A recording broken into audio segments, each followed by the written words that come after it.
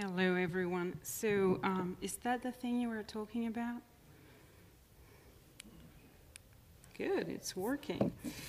So, hello, everyone. Thank you so much for having me today. I'm going to talk about French. Sorry, do you hear me well? I can't hear myself. Okay. I'm here to talk about French companies specialized in mountain planning, how they develop their business through the cluster montagne. That's the way we say it in French. I'll try to pronounce it more with an American accent. Before getting into the subject, I'd like to apologize in advance for my very poor English, especially because not only I make mistakes, but I also mispronounce words a lot, and sometimes Americans can get offended. And let me just give you a very short example here. 4 years ago, I was doing this presentation in San Diego, California. And right after the presentation, someone asked me very publicly this question, so now the conference is over, what do you want to do and see in San Diego? And I very naturally said, oh, I would love to see San Diego's beaches. And I unfortunately did it in a way that was apparently not appropriate. So if I ever mispronounce a word, I hope you won't be offended, and please come to see me at the end of this presentation to teach me how to pronounce it properly. In exchange, I promise I'll try to teach you how to pronounce the word entrepreneur properly. I don't know if the man is still here, but anyway, so yesterday evening I left the conference room and I was a little depressed. And believe it or not, it has absolutely nothing to do with what Professor Scott Stern tried to say about our wine and the way we make it. And just to clear the air here, we do not take lessons from the Australians on how to make wine. We take lessons on how to produce it industrially and at a lower cost.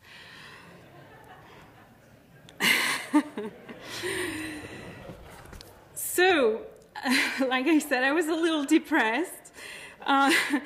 Because actually Mr. Skinner and Professor Stern told you in very brilliant ways pretty much everything you need to know to run clusters very successfully.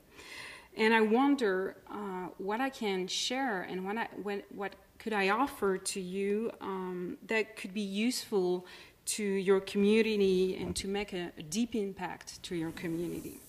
So this presentation is more a testimony than a recipe for success.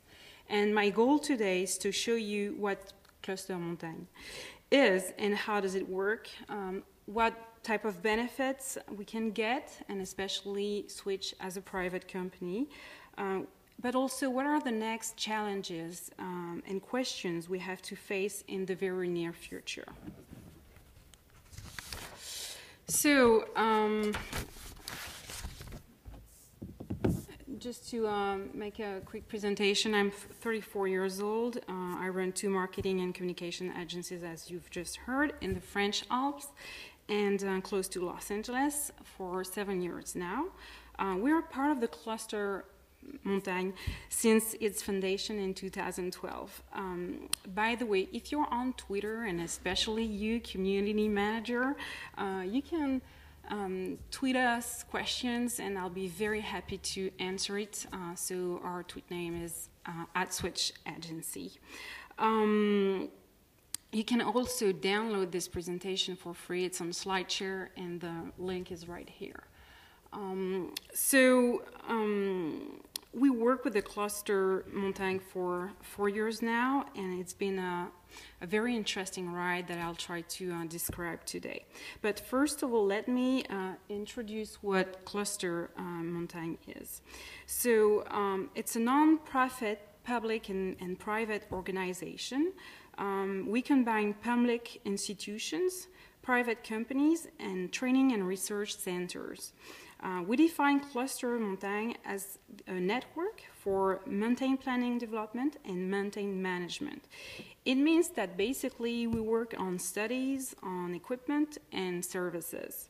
To give you a few examples regarding studies, it can be as various as architecture and urban planning, or studies about consumer behavior. Regarding equipments, it can be safety equipments, slopes equipments, lift, snowmaking system, etc. And regarding services, it can be professional training, events organization, and even real estates, for instance. It's a very large range of offers, but mainly focused on the mountain development, not only in France, but also abroad. So Cluster Montagne has two main missions. Number one, it's to consolidate French leadership through innovation. And number two, it's to accompany mountain tourism worldwide. Let me explain a little bit more about these two missions. So we evolve in a very small world where the competition is extremely high, especially for us in Europe, coming from the Australians and the Switzerland as well. Because they are very well organized compared to what we are in France. And if you ever travel to France and arrived in Charles de Gaulle's airport, you very know what I'm telling you here, because it's a complete nightmare. And they also do, I have to be honest here, very good products and services. So in France, we really needed to show the rest of the world that we are still the leader of this industry, and the best way to do it, if not the only one, is by being innovating. So we also need to accompany mountain tourism worldwide, because by doing that, we basically and essentially create our own future markets to conquer. So for us, it's a matter of survival. In the past 4 years, Cluster Montagne has massively invested time and energy to work on countries like, in international markets like India, Kazakhstan, Romania, Russia, Slovenia, Slovakia, Turkey, China, Korea, and USA. So we focused on 4 strategic fields, which are information, innovation, international, and performance in human resources. So I'll get a little more into the detail later this afternoon during my mini session, if you dare to come. We also work on 7 sectors. So the first one is urban planning and architecture, winter development and summer development, natural hazards. I think you're very aware of that type of sector here, environment as well, governance and public policy, and training and services. So typically my company is working through the training and services label, but also winter and summer development. So maybe some of you just wonder, what are we doing on an everyday basis, so with the cluster? So it really depends on the size and the maturity of the market. On mature markets, Cluster Montagne basically try to introduce new technologies and innovation. But on emerging markets, they work more on the global offer, because that's basically what they need, because everything needs to be done over there. They also welcome decision makers. They organize expertise missions abroad and also in France. So on the pictures that you can see here, you have basically, so I guess, yeah. This is official meetings that they organize with different people in governments, but also decision makers. And here, it's basically, so I'm right here on the picture. We organize visits from people from abroad, and we try to show them how our innovations work in our country in order to be able to export it. We also work, or they work on events organizations such as business forums, and they provide also turnkey mountain research, which include economical, preparatory master planning, investors research, infrastructures, building, equipment and housing, sites operation, and professional training, and a lot more. So to give you, so here is typically the type of turnkey mountain resort plan that you could find. To give you a quick overview of the mountain development sector in France, so just for last year in 2014, we were talking about 300 companies, 5,000 jobs, and €1 billion turnover. And the cluster mountain represented 143 members, 122 companies, 16 public institutions, only 8 staff members, 60 actions for companies in France and abroad, and 5 training and research sessions. Which is, by the way, a lot when you see and when you just look at the size of the staff team. It's huge what they are doing, and we are very blessed to have them. So at this point, you may wonder, and you may tell yourself, well, that's kind of cool what you guys are doing, but how do you pay for that, and how do you finance it? And what's your budget? So our annual budget last year was a little less than $1.4 million US. 60% of this budget is public, and 40% of this budget is private, thanks to memberships, service they sell, and partnerships. So how does it work? The daily operation is quite simple, and I have to say pretty fast for an organization like that. So basically you have the operational team that work with 4 working committees. So you have the performance, the information, which I'm part of, the innovation committee, and the international committee. So it's a group usually of 9 to 12 CEOs or big managers in their company that are member of the cluster, and we gather together at least once a month, or depending on the season. In winter it's a little less than that because it's obviously the busiest season of the year for us. We do proposals of actions for the members, and then we submit that to the bureau, which is about 15 people working there. The bureau is also composed with CEOs of other companies. So they give us a go or a no-go. Then the project is submitted to the board of directors, and again, it's a go and a no-go. So within, let's say, a period of 4 to 6 weeks, we can get a decision on a project, which is pretty fast, I have to say. And then the operational team works on it. Sometimes, and I should say often, they implement the project to make it more feasible and more interesting as well. So I won't go much into the detail of this slide because Mr. Skinner and Professor Stern did it very well yesterday. But the six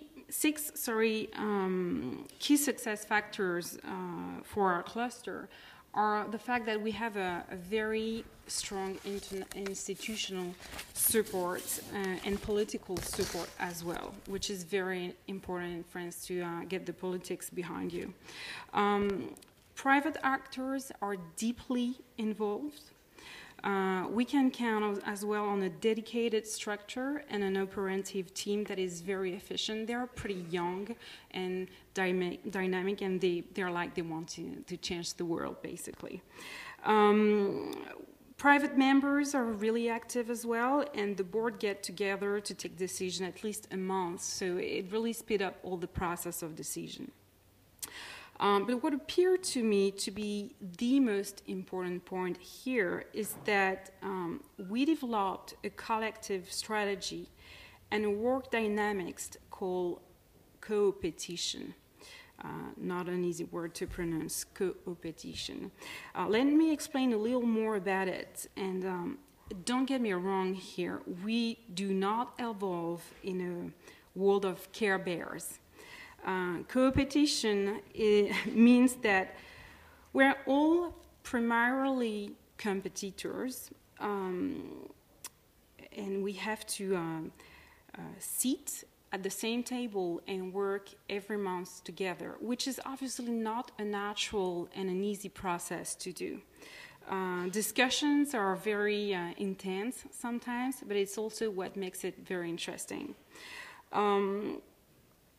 But we all understand one thing, even if we're not Care Bears, is that we are such small companies that if we try to go alone in this big world, it's almost impossible to make it. So we understand that we have to work together to stand out of the crowd and to be seen on the world chessboard. So we've also understood and learned, by the way, from you guys, that during World War II, we've learned that slogan many times: united we stand, divided we fall, and that's exactly about it. So if we want to stand and survive, we need to work together, and that's a strong feeling and thought that we all share together. So as a member, it's also very important to understand what the cluster can and what it cannot do for me. Otherwise, if you have oversized expectation, it's always a source of deceptions. Deceptions, maybe. So, cluster mountain is not a union or a lobby. It plays no political role, and they're extremely strict about it. Sometimes the temptations are very high, but they really insist on that, and I think it's probably a very clever thing. A cluster is more a catalyst, but it's certainly not a substitute, which means that it's not an outsourced research and development department. It's not an outsourced sales and communications departments for its members, even if they help in this type of activities. It's neither a source of direct business for its members, but I have to say that in reality, we do tons of business together. So it's actually a good thing. So the question is, what do they do for us? Well, there are 6 main benefits. I could list thousands of them, but the main are that it's a great source of strategic information, and I'll go a little more into details further in this presentation. They also support innovation projects. They can help improve your performance as a company, but also as a manager. They can support you to develop your international business. They can support in your promotion in France and abroad.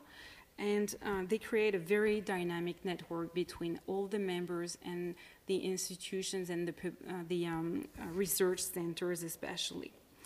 So to give you a very personal feedback on my own company, Cluster Montaigne has helped us to on 4 in 4 different ways.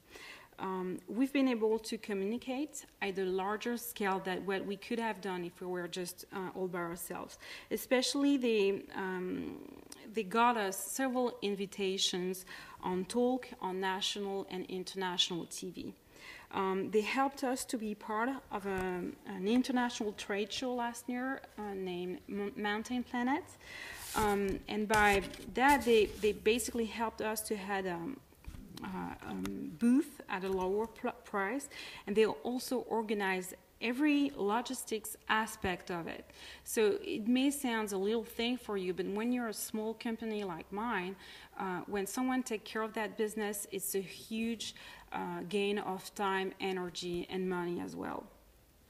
They provide also strategic intelligence and data on domestic and foreign markets, on business opportunities, and on innovations. For us, it really helped on a daily basis to be able to provide the best informations and advice to our clients, whether they're in France or abroad. They also put us in touch with decision makers from all around the world. They organize meetings with other members to create common offers, for instance. So just to give you a small example, after tomorrow I'll be in New Hampshire on a project of a brand new ski resort. So it doesn't exist at all right now, but it's thanks to the cluster, they put me in touch with another member who was already working on the master plan of the future ski resort. And they needed someone to make marketing study, but also all the communications, strategic aspect of the communication plan. And basically they put us in touch together because I had no clue this other company was working on this project, and I had no clue about the simple existence of this project. And because they put us in touch, we were able to make an offer that was good enough for the client to hire us together. So next week, if the snow is okay, I'll be in New Hampshire to work on a brand new project for a ski resort over there. So here you have a type of pictures so that's the type of meeting we organized with them, and I'm actually going with this guy next week in New Hampshire. As the cluster Montaigne grows and has more and more success, we're facing new challenges and new questions as well. One of them, for instance, is who can be a member? And it may sound like an easy question, but it's very far from that. The question behind that is that, or the problem behind that is that we received requests from Italian company and from company also from Switzerland, because they don't have such a cluster in their own country. And the problem here is that 60% of our money comes from French taxes. So are we sure we want to promote Italian or Swiss companies with our own money? I don't know about that. I'm not sure about that. The real question behind that is that, shall we stay only a French cluster, or shall we become a European cluster? And by doing that, of course, we could get even more subvention and help even more companies and even more people. So the question is not that easy. And the other point about that is that, what is a French company? Is it a company owned by French capital?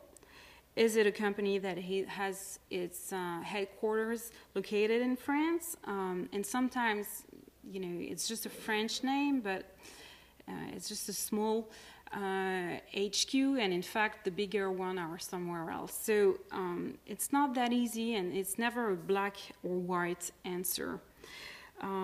So we have to face all these challenges to stay who we are and to be able to make a difference among all the offers that are around the world.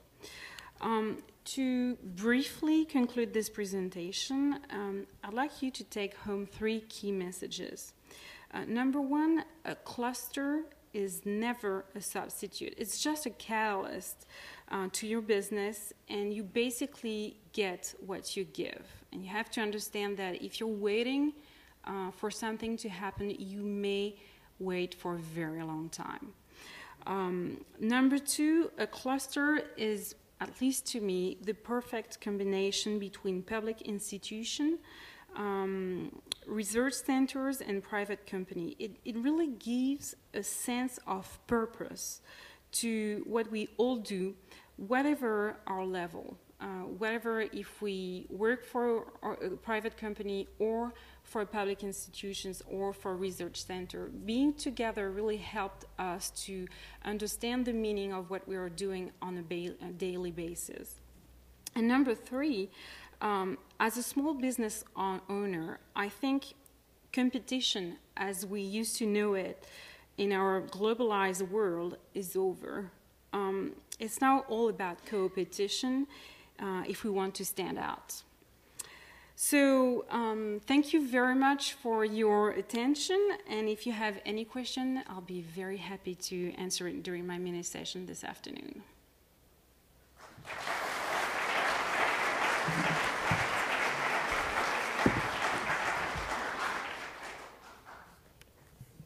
We have time for some questions now.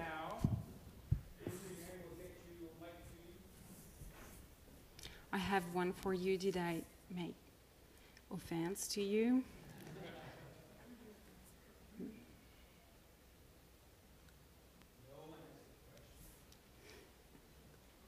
Don't be shy.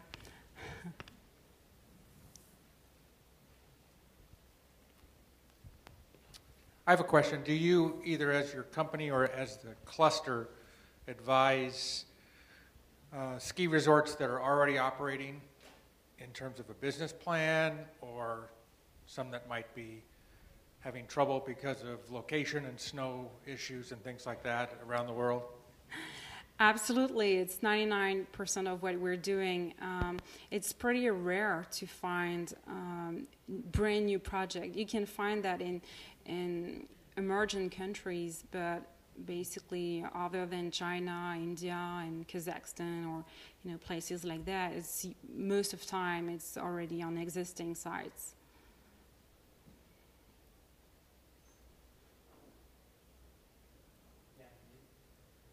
Thank you. So a question about when the cluster started, I think you said it was 2012? Exactly. Is this better? Yes. Bienvenue. Thanks. So when the cluster started in 2012, if you could help us understand maybe a little bit of what that looked like. Do you start small and grow out, et cetera? And then as you're debating about whether Switzerland or Italy or other countries can join, is that being done behind closed doors, or are they at the table interacting? Okay, there are actually 2 questions in your question. So the first thing is that I didn't get into the details, but before 2012, we had 3 different institutions. One was named France Neige International, which means basically French Snow International, and their goal was to promote French companies and knowledge and leadership abroad, but only abroad. The other one was Cluster SIM, which means cluster, I don't remember what the I meant, and something around, or Cluster Industry Mountain or something like that. And they were gathering companies, and especially industrial companies that were working in the mountain industry to promote themselves in France and only in France. And we had a third institution. Unfortunately, I don't remember really well what they were doing because it was extremely unclear for everybody at that time. And what they did basically, because they had to have 3 offices, 3 different teams, and 3 different budget, so they realized that we can combine, and they could combine the 3 of them and make it better and more efficient, and especially cost efficient. So that was the story behind the cluster mountain. It didn't came out of the blue just like that. There were a story behind it before.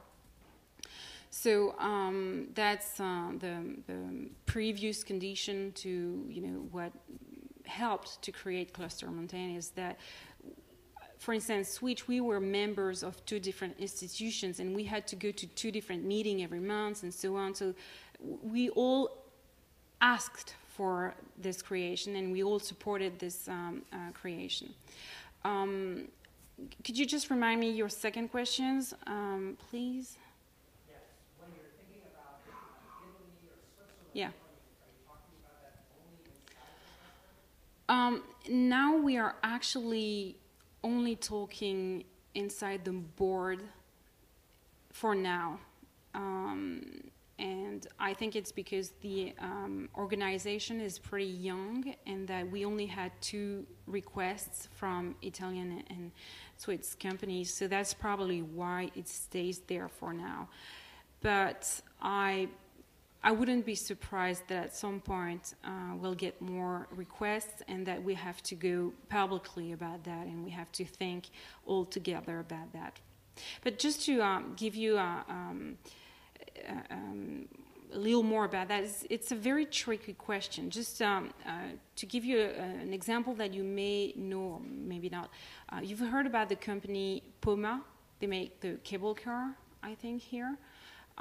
So there are 3 lift companies in the world. One is supposed to be French, or at least the founder of the company, like 50 years ago or more, he was French. And you have Doppelmayr, that is Australian. The thing is, if you look at Puma's capital, it's owned, 55% of the company is owned by Koreans. It's a French brand. The headquarters are in France. 20% of the capital is French. But in reality, is it a French company? I don't know. And it's very hard to tell that.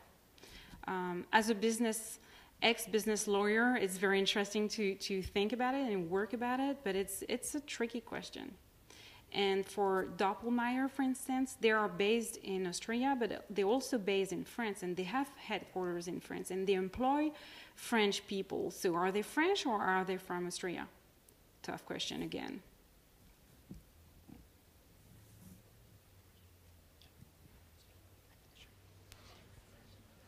Good morning, Armelle. Hi. I have a question about climate change, and I know it's probably a big topic with the cluster in France and all of Europe, because it's a big topic with ski areas all over the country. Is climate change something that is talked about in the cluster, and is it something that you have found yourself becoming more interested in and more involved in? And if so, if that is the case, do you see any possibilities of us in Alaska connecting with some of the discussions you're having and some of the things you're doing? We're looking at the Mendenhall Glacier recreation area as what we hope will be someday a world-class place of discussion about climate change and education about climate change. And I think that we would love to have some of your historic knowledge on this to help us put it together properly, if that seems like something that could be done. Thank you very much for your question. Yes, it is extremely important for us at many levels. The first thing is that when we created Cluster Mountain, one of our questions was, is it only a winter activity, Cluster Mountain, or only winter development, or should it be 2 seasons or even better 4 seasons? We have this trend in France, and I really, I'm very into it. It's the idea of developing 4-season resorts instead of 1 season or 2 season resorts. So the idea here is to keep the people who live there and who has their community, family, and businesses there all year long instead of having them for 6 months, if not less than that. All the questions around sustainability is not only the environment, it's also an economical aspect that is extremely important for us. So yes, it is very important. Yes, it's always taken in consideration in what we, create in terms of master plan or whatever is created by companies. It's also for us in terms of we are pretty, if you look at the population in Cluster Mountain, you'll see a lot of Generation Y, and we all grew up with that. So for us, it's part of the equation. It's not something that we discover or that we suddenly have to take care of.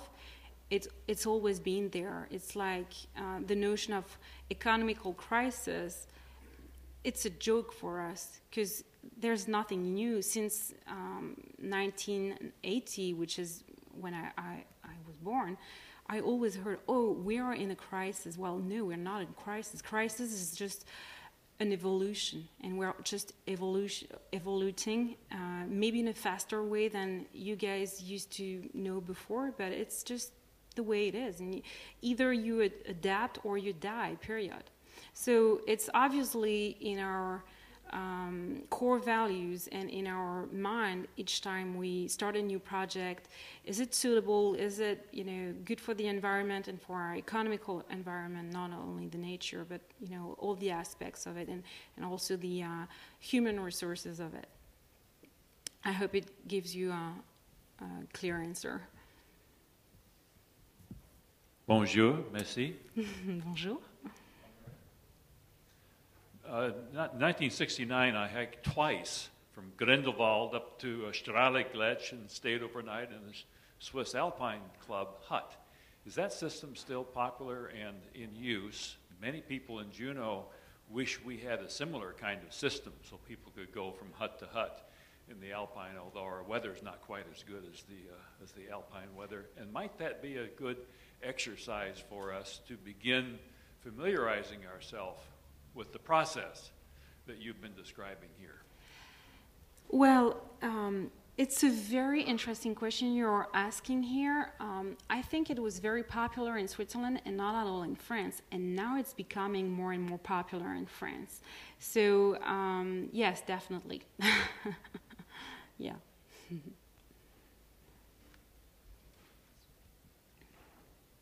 Good morning, Armelle. Thank you for your presentation. I'm Beth Pendleton. I'm with the Forest Service, and the USDA has been very involved with the startup of the clusters here in Southeast Alaska, and just really excited to be a part of the effort here.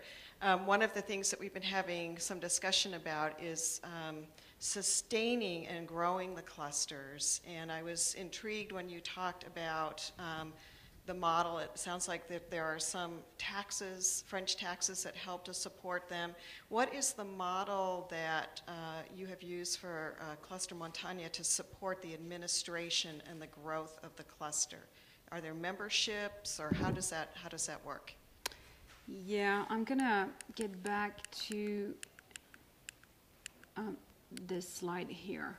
So in terms of political support and institutional support, when we started the whole project 6 years ago, actually, Rhône-Alpes, which is a region, so our country is divided into 20 regions. It's in comparison, it could be like your states, except that we have the same law applicable in the whole country.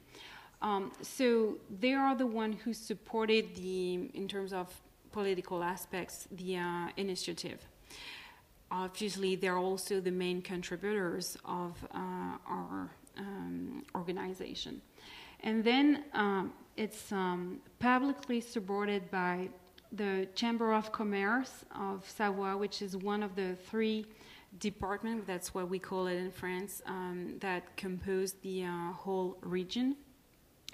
That's the department of Isère, one of them as well, Savoie, and that's another region that is down south where you have the French Riviera, for instance, because cluster mountain obviously is about mountains, and the Alps range is going from, it's a quarter of a circle. So basically it goes from the north where Région Rhône-Alpes is to the south where Provence-Alpes-Côte d'Azur is, where the French Riviera is.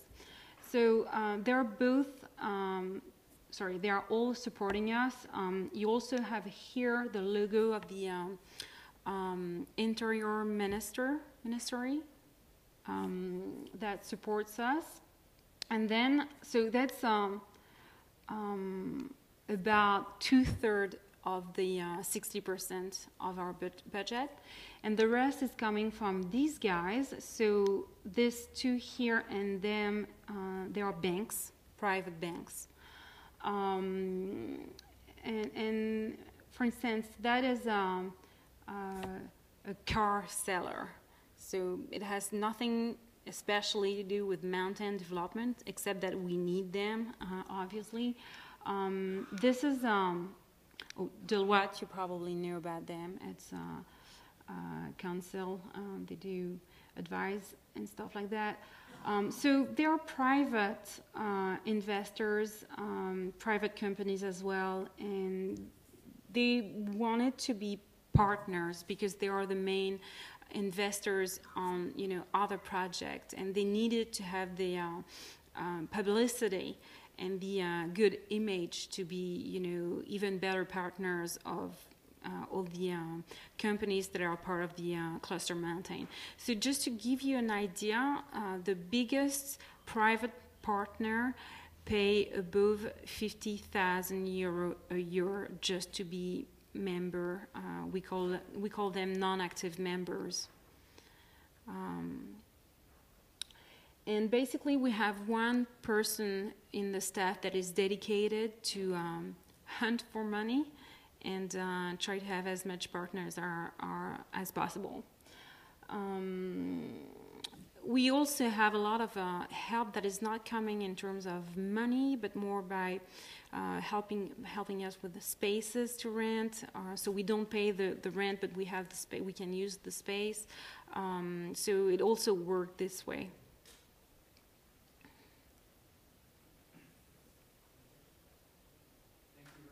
Thank you.